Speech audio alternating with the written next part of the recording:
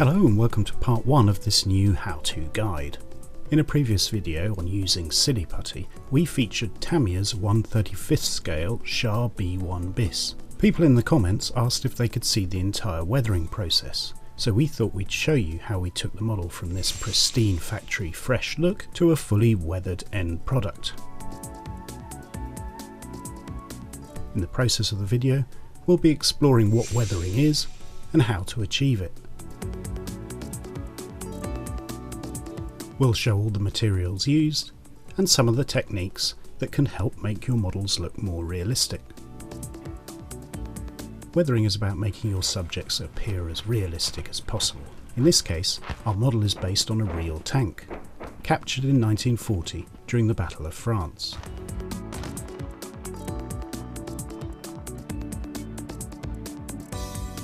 For many modelers, the hobby is all about creating infinite details when constructing your kits. Whether that's inside or outside, it's about trying to capture the essence of a machine.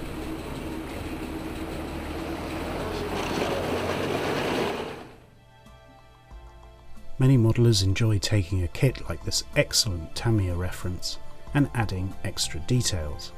In this case we used an upgrade set featuring resin and metal. But you can also see a myriad of other little details like red sprue weld seams, Mr. Surfacer cast texture, rivets and especially made mud chutes to enhance the model.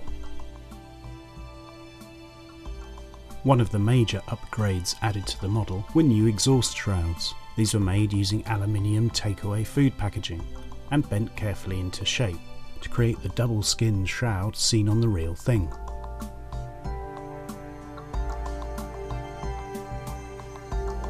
So whilst capturing all these details and enhancing your kits is a big part of modelling,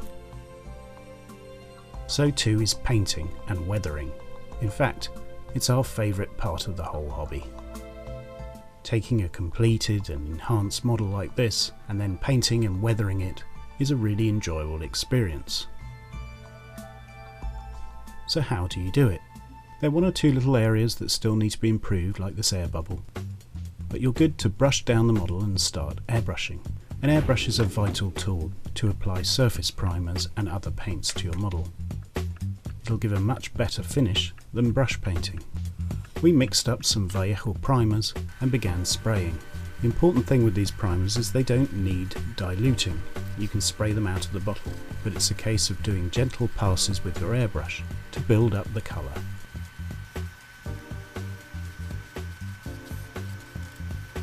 You don't want it to be too thick, you don't want it to be too thin. If done well, the end result is a tough finish that will provide a great base for subsequent paint coats. Many people ask, do you need to do a primer coat? Not always. But in this case we've got different materials and it helps unify the base layer. You can see how smooth that finish is. The Vallejo primers tend to improve the longer you leave them to dry. You can use a hairdryer to speed up the drying process. Once dry for about 48 hours, they are much tougher. The next stage is to add some resin surface details for casting numbers. Archer fine transfers create these excellent resin surface details. First, their locations were marked on the model. Then the numbers were cut out, added to water. Once loose, they were detached and applied in the usual fashion, and sealed in with a coat of the base colour.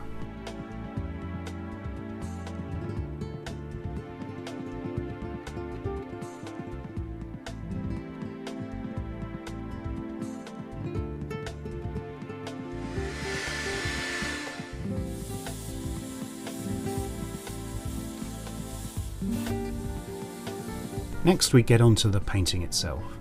For this project Tamiya acrylics were used. These are excellent paints and very easy to spray. A mix was made up using dark yellow and desert sand with a little bit of flat white. Then the paint mix was diluted at a ratio of about 70-30 paint to Tamiya acrylic thinner. This would be our first top coat. This is the beginning of our final paint scheme. Again, you can use the primer coat to your advantage, letting it show through or provide areas of highlights. But it's just a case of adding colour over the primer. Don't try and blast everything with a wet coat, just build it up gently and create variety in the intensity of colour.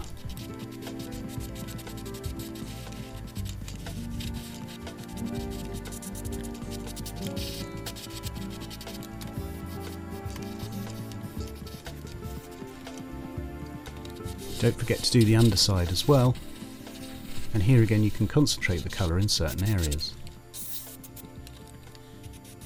Along the sides of the hull you can see that the colour was built up along the rivet lines. We now have a base coat for the main scheme. As shown in our previous video, we used silly putty and also other putties to mask off the camouflage shapes. If you want to find out more, you can watch our whole video on that, but it's a very easy way to get complex or wavy camouflage schemes on your models. You can see how opaque the Tamiya paints are, and they went on really well.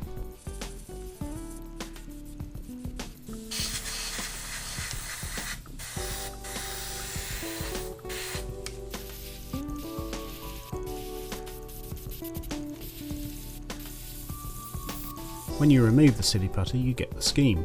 Now of course there'll be little areas that need to be touched up, but that's fine.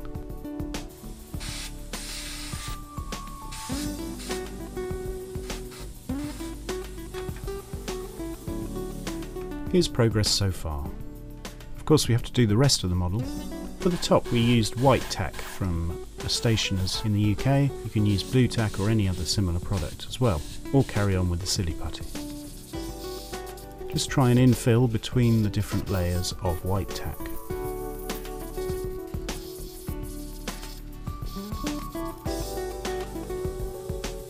With the upper hull done, it's time to look at the turret.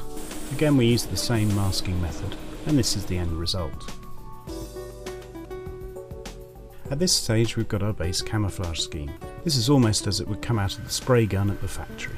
What's done next is to try and create further highlights in the central areas of each of the colours, and the same principle was applied to the green. For this we used a Lifecolor reference and picked out the centre of all the green areas of camouflage. It's very subtle, but as you go on you'll start to see that you create different intensities in the camouflage, making it look much less uniform. The only reason we went for a Lifecolor shade was simply it was a bit lighter and was to hand, and we didn't have to custom mix it.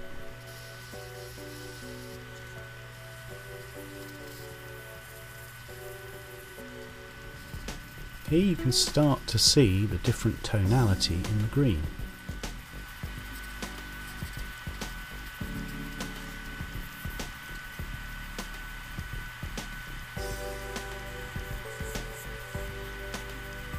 You can also see where the airbrush is hitting the centre of each of these coloured panels, leaving darker areas at the extremities.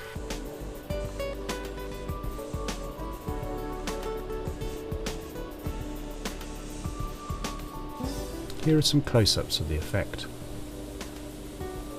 As you can see, this starts to create a preliminary ageing effect on the paint. It now no longer looks like one unified colour applied by a spray gun at the factory, but something that's a bit more weather beaten and faded. To preserve everything for the stages to come, a coat of clear is applied. Johnson's Clear is a floor polish that's no longer available or sold in a different format. You could use any varnish, just make sure it dries. Decals are an integral part of any modelling experience, and these are excellent quality, finely printed items from the Tamiya kit. First we cut them out, then soak them in water.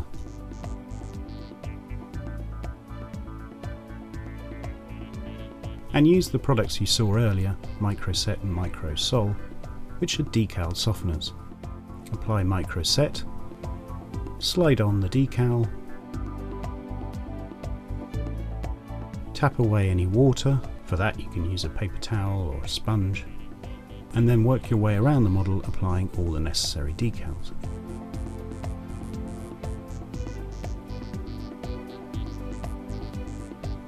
A decent reference or good book on your subject will help you do this. When everything's dry, you can apply Microsol. What this will do is it will temporarily weaken the decal and help it to squeeze itself down around any details.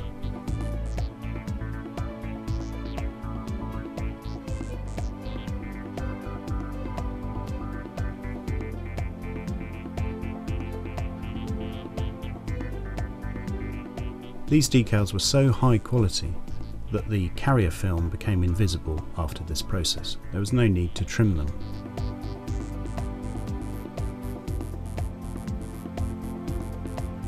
The heart emblems were a bit more complicated, so a piece of tracing paper was used to cut out the rough shape and location, incorporating the hole for the lifting hook. This was then cut out of the decal and made application much easier. The other alternative would have been to leave the hooks off until you'd done your decaling. Here a Q-tip or cotton bud helps to push everything down and get the decal settled.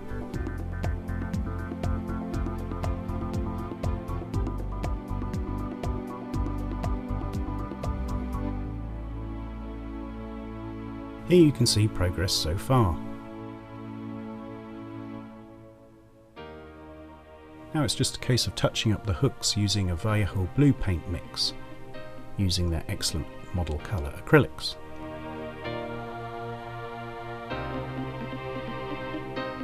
Again, everything was sealed with a bit of clear or any other varnish will do, and our attention was then turned to the tracks.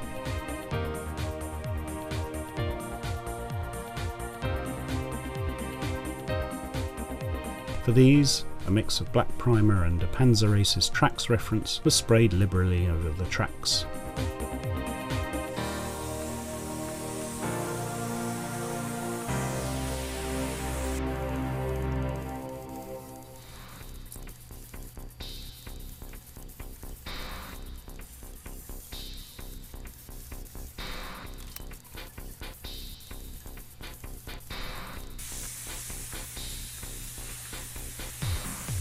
Then a specialist pigment and colour set by Lifecolor. This is their intermediate wear reference.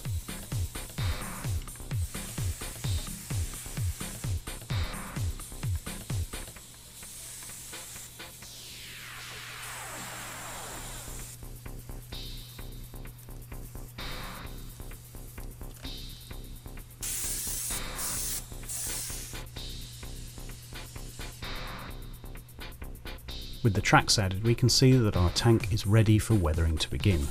It's highly glossy and everything is protected, ready for the stages to come.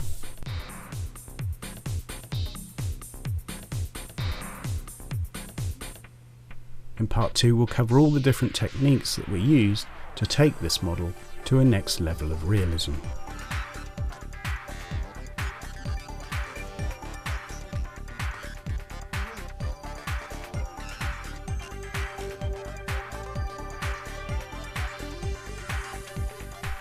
Don't forget to give us a like on Facebook,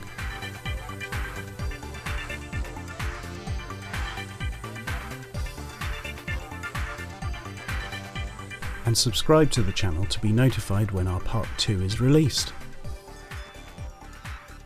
Thanks for watching, and bye.